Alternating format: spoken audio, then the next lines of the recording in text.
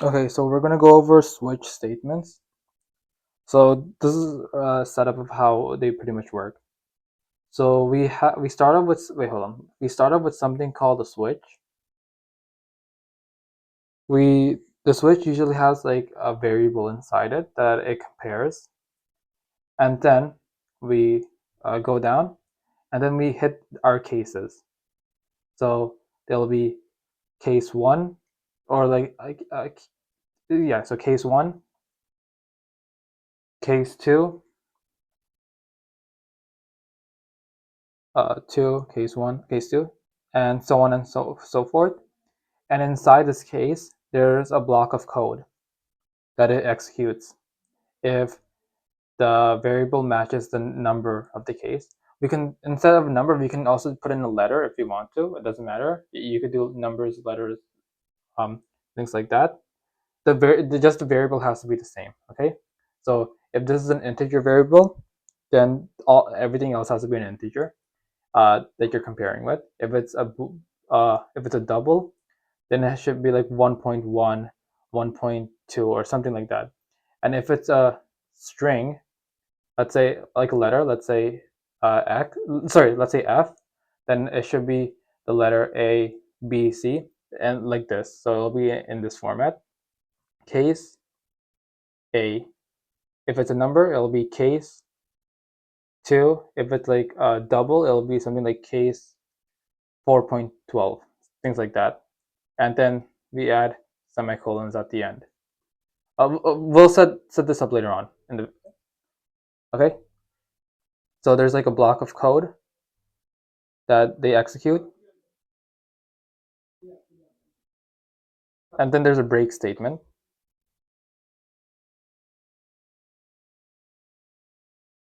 Once they reach the break statement, they exit out of the switch block, and you could have as many switches as many cases as you want, and there's even something called a default, which is if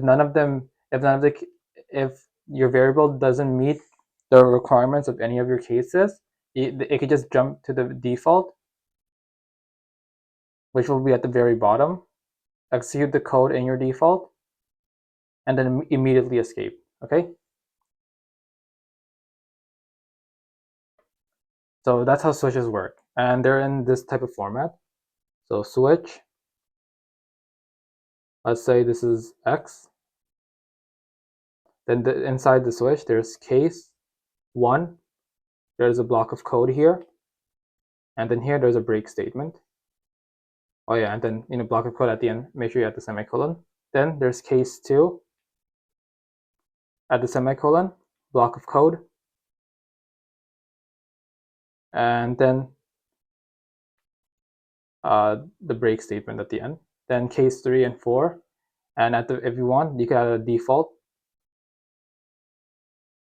block of code. And then this is when it has a default, it's going to execute. So we're going to discuss why the break is really important. And oh yeah, and so recall the value type has to be the same. So if we have int x, all of these have to be integers. Okay. Oh yeah. So like if x is equal to 1, then this block of code is going to execute. If x is equal to 2, only this block of code is going to execute. And if x is equal to anything else, then only this block is going to execute. But let's say we have a double.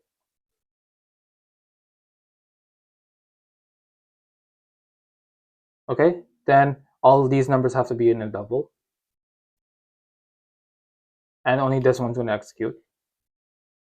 And let's say we have a string instead.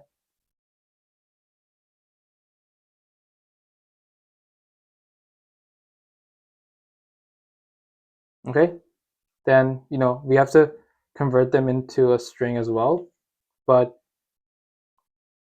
instead of double quotations, use single quotations. All right, so this block of code will execute.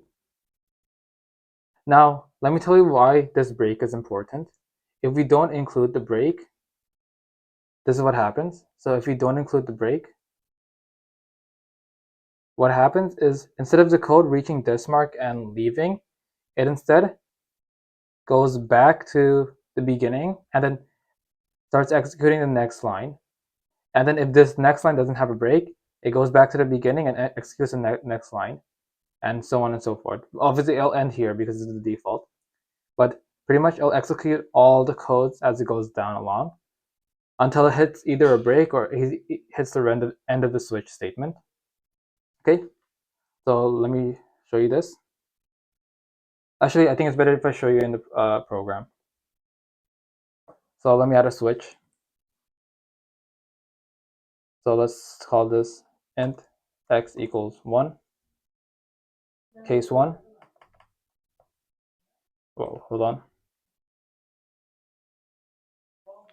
Case 2, case 3, case 4, case 5, default. Okay, inside case 1, we'll add a print statement. And this print statement will be 1. This one, it'll be 2. This one, it'll be 3. This one, it'll be 4. This one, it'll be 5. This one, it'll be, I don't know, our x value. Okay, and oh yeah, replace this with x. So if let's include a break statement for all of each of them.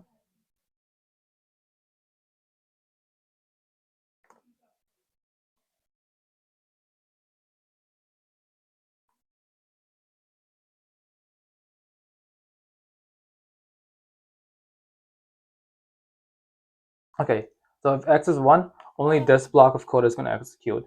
If x was 2, then only this block of code would execute. But if we remove, let's say, the break statements for the first 3, if x is 2, this one, and this one is going to execute. And then stop here and leave the switch block when it hits the break. So let's run this code. So 2, 3, and 4 all executed. And since case 4 had the break, it stopped there. But if we remove case 4's break,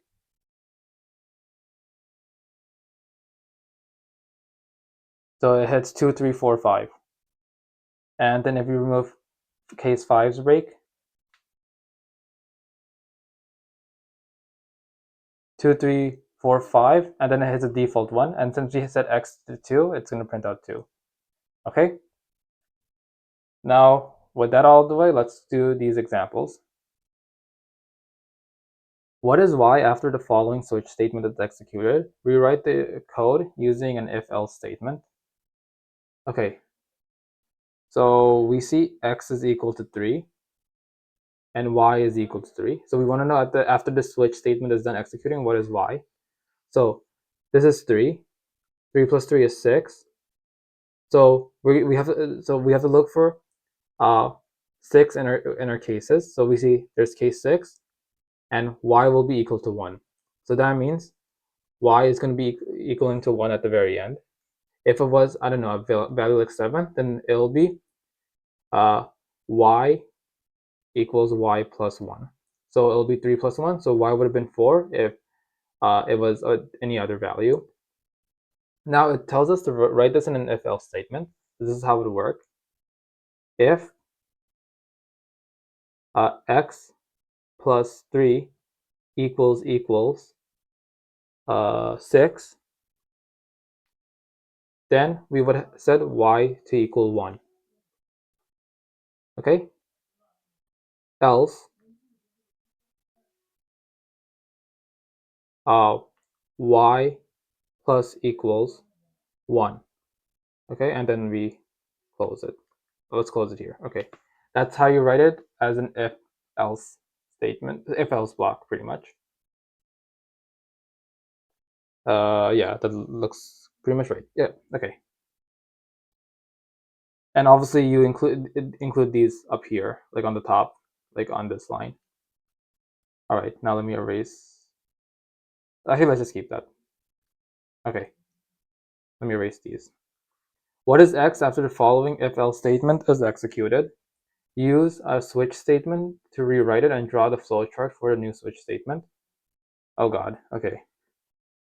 So it wants to know x at the end. All right. So a is 3, x is 1. So is 3 equal to 1? Nope. Is 3 equal to 2? Nope. Is 3 equal to 3? Yep.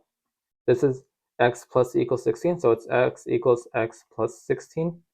X is 1, so 1 plus 16, so x is 17. Okay, so that's what x is equal to at the end. Now it wants to turn this into a switch statement. So let's start int x equals 1 and a equals 3. What are we switching? We see they're comparing, we have to compare a, so we're going to be switching a. We're going to be comparing our a value. Then we have case 1,